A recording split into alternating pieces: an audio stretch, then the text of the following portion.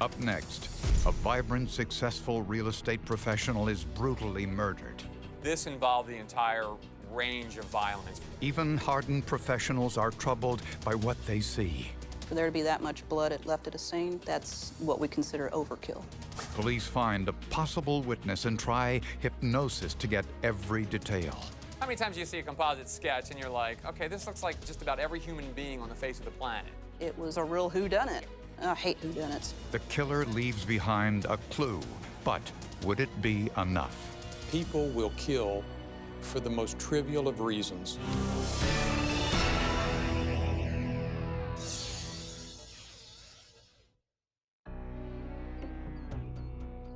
On a hot summer day, a married couple decided to look at a sample home in the Craze Ranch housing development in McKinney, Texas. When they walked into the sample home, they couldn't find the sales associate. But they knew right away that something was wrong. And they walked into the living room, and then they saw a blood trail leading into the kitchen. And that's where they found the sales associate, Sara Walker, in a pool of blood. The victim was stabbed 27 times. There was an incredible struggle. Furniture and plants were knocked over. It looked like the victim fought for her life. It just didn't happen in a little 2x4 square area. If you can picture a barroom brawl, that's probably what was happening in that show house. For there to be that much blood left at a scene, that's what we consider overkill. Sara Walker was 40 years old, recently divorced, and the mother of 2 children. I answered the phone. It was the McKinney Police Department. He said, Sara has been assaulted and as a result has died of her injuries. And I just started screaming, no, no, no. Sara worked for a real estate company showing model homes to potential buyers and was very successful. She also appeared in some sales videos. D.R. Horton is so proud to be in a neighborhood like this. It stands out above all the rest. She was thrilling and she was exciting and full of energy. She would walk into a room and she would just light up the place. She had enough energy for, 4 or 5 people. Police found a bank surveillance video recorded a few hours before Sara's murder, showing her making a deposit. In the video, she was wearing an expensive ring and watch. Neither one was found on Sara's body. The watch wasn't at her home when we searched her home. It wasn't in her car. It wasn't anywhere in her office. So we started to think pretty soon that whoever had killed her had taken that ring and that watch. She had it on 2 hours before she died. That helps us prove that, in fact, a robbery occurred. Police also discovered that the killer most likely posed as a client. She was talking to my cousin. She said, I'm sorry, I have to go. Somebody just walked in, which means there's a customer here. I'm gonna go sell a house. Just 30 minutes later, Sara was dead. It was hard for investigators to imagine a crime of this magnitude in an upscale housing development. Things just didn't match, really. It just struck me as the last place I would expect a crime like this to occur.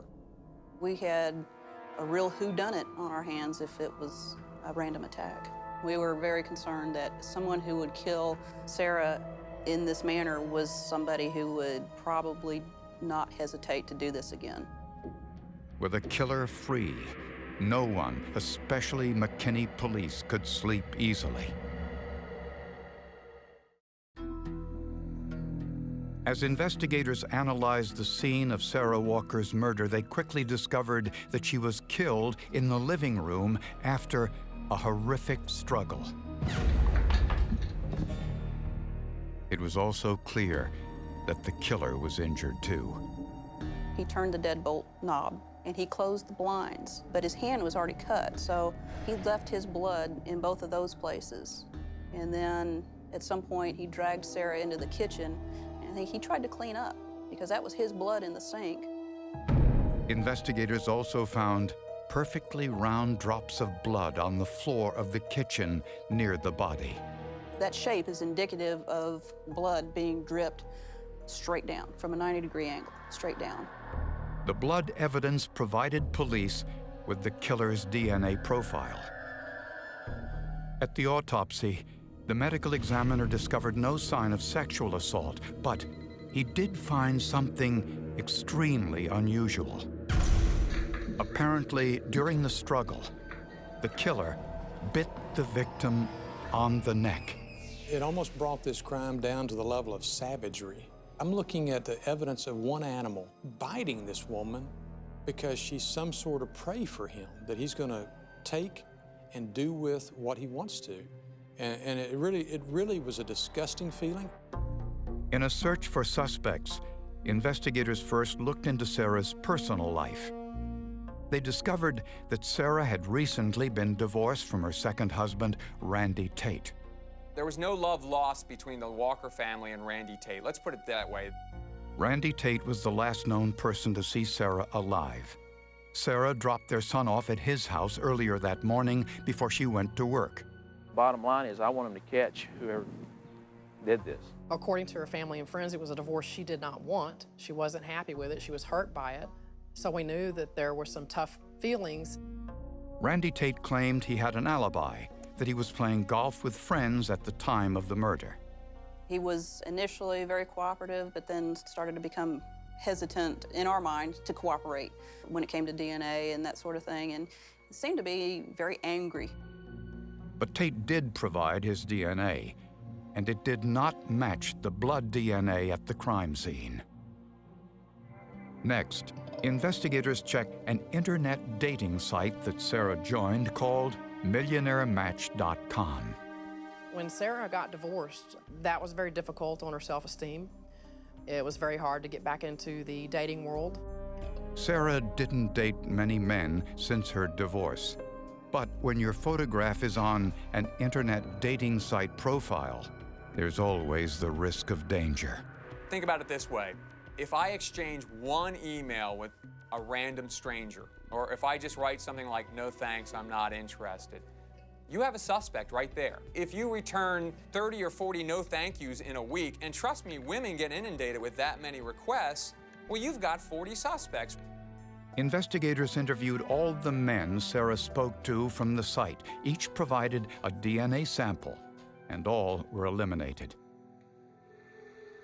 By this time, several weeks had passed, and the trail of Sara's killer was turning cold. Then, unexpectedly, Nelson Villavicencio, the husband of another realtor, came forward with some new information.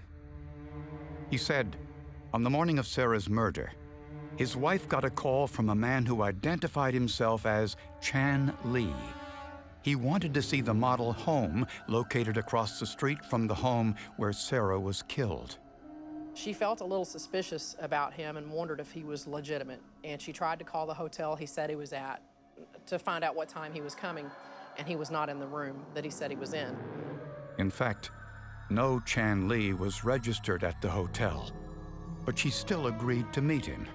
Remember, when you're in the real estate business, you're in the business of making a commission. So you're going to accept all comers because you want to sell that house. You want to make that commission. The realtor did take precautions. My wife asked me if I was willing to come along, and I said yes. And I did it for my reasons. When they arrived, an Asian male drove up in a white Mustang.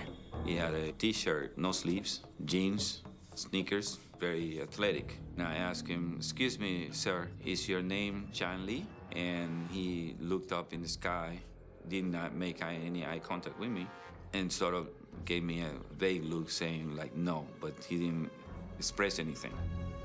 The man walked quickly to his car and drove away. While Nelson and his wife waited in the townhome, they saw Sara Walker arrive for work across the street. I yelled at my wife, "Come and check this out. There's a beautiful, striking blonde coming out of this sports car, and she's going to the model." My wife said, "Oh, that's Sara." And I said, "Oh, Sara's looking very good." She said, "Well, yeah." When Nelson and his wife realized that their appointment was a no-show, they left and saw the white Mustang parked next to Sara Walker's car. Nelson said they considered stopping by to say hello to Sara. I said, well, are we gonna go visit with Sara? And my wife said, no, we're hungry, so we left. They left at approximately 1 p.m. Sara's body was discovered 20 minutes later. If they had walked in prior to the defendant killing Sara, would we have 3 bodies? The possibility of we had visited Sara and found myself and ourselves in the middle of it was something terrible. So it will always be in my mind. I consider Nelson's wife to be very lucky. I think there's a high likelihood that she would have been the victim that day had she not brought her husband along with her to that subdivision. Police now had a possible eyewitness, but would it be enough? Real estate saleswoman Sara Walker was robbed and murdered in the sample home of an upscale neighborhood housing development. Her friends and family reacted with disbelief. The family has suffered beyond imagination. I believe she deemed it to be safe. She was very, very excited about the community when she was first placed over there. My fondest memory of Sara, she would laugh at all of my jokes, whether they were funny or whether they were stupid. She would still just laugh, and so that always made you feel good. In a fortunate turn of events, a witness came forward telling police he might have seen Sara's killer. Unfortunately, by the time he came forward, several weeks had passed, and police feared he might have forgotten some of the man's physical characteristics.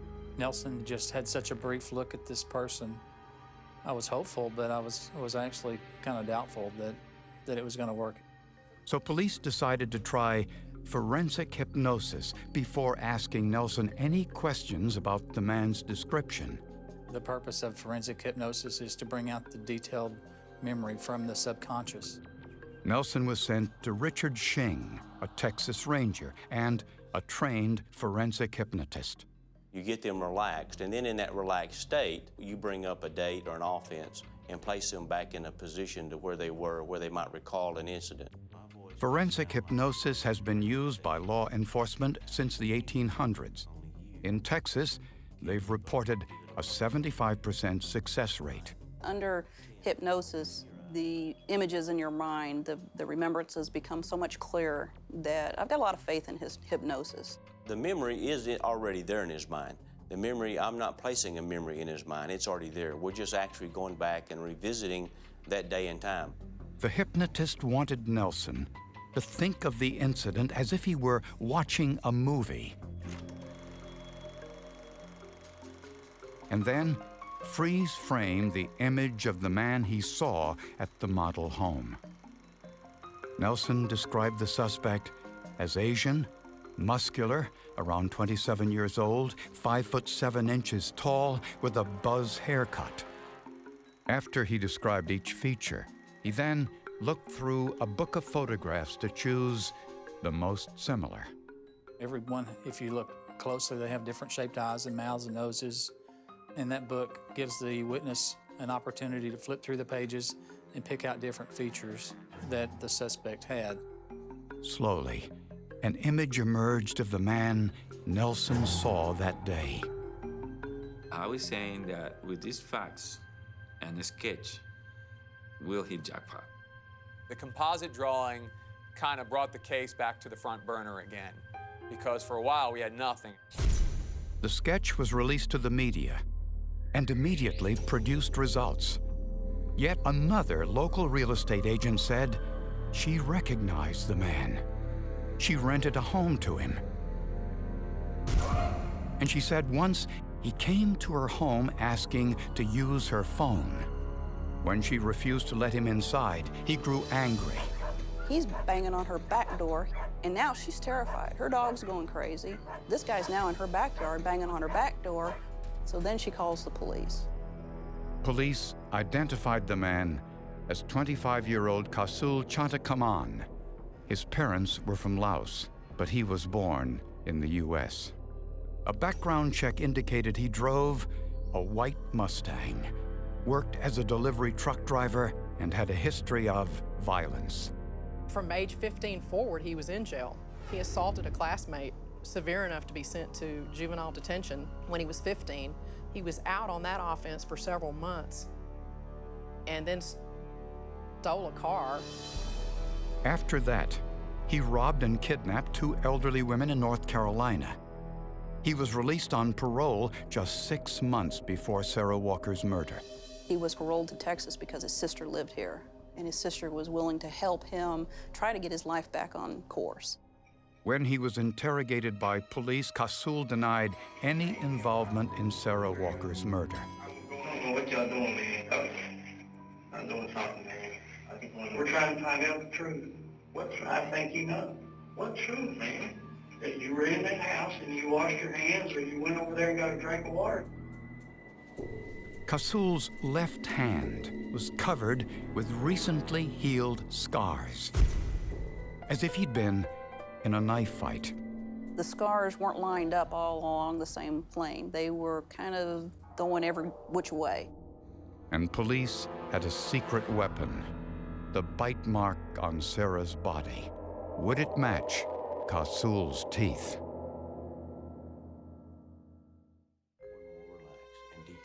Thanks to an eyewitness and forensic hypnosis, investigators now had a suspect in the murder of Sara Walker, 25-year-old Kasul Chantakaman.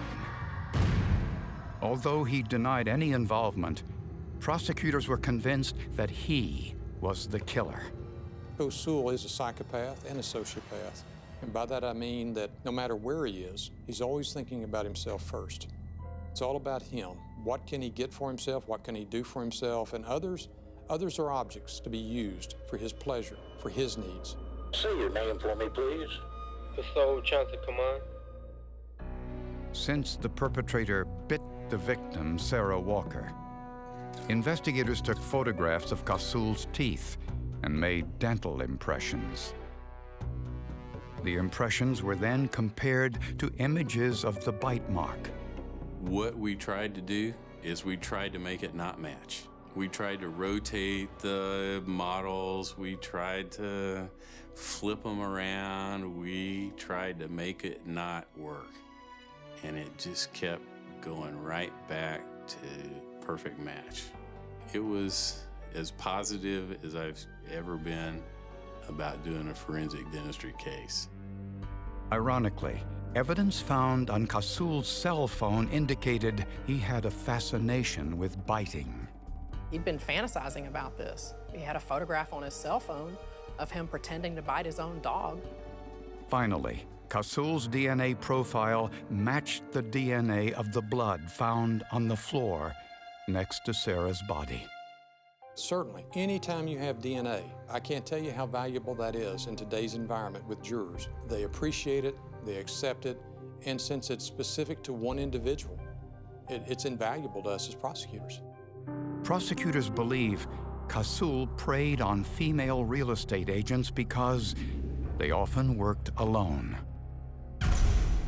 On that tragic day in McKinney, Texas, the evidence shows that Kasul called his first target, asking her to meet him at the model home.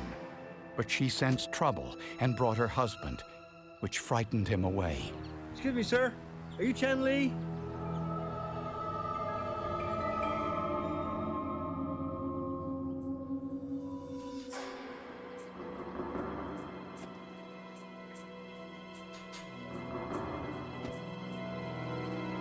But Kasul didn't give up. He saw there was another model home across the street. And he saw Sara Walker arrive for work. Oh, you know what? Somebody just walked in. I won't be able to stay on the phone. Prosecutors believe he went inside and tried to rob Sara. Give me that watch. There was a fight. While trying to subdue her, Kasul bit her. Then he used his knife and stabbed her more than 20 times and cut himself in the process.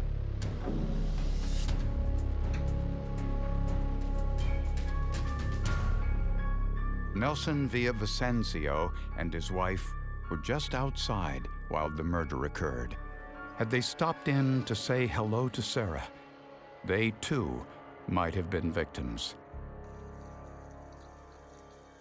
He would not have stopped. He definitely would have kept going. A beautiful, successful woman, her life tragically cut short. Sara's family still tries to cope with the loss. Although she's not here with us now, she is in a place that we all dream of, that we all hear of, and I believe that she's probably doing the same thing up there as she did while she was here, which is helping people find their home.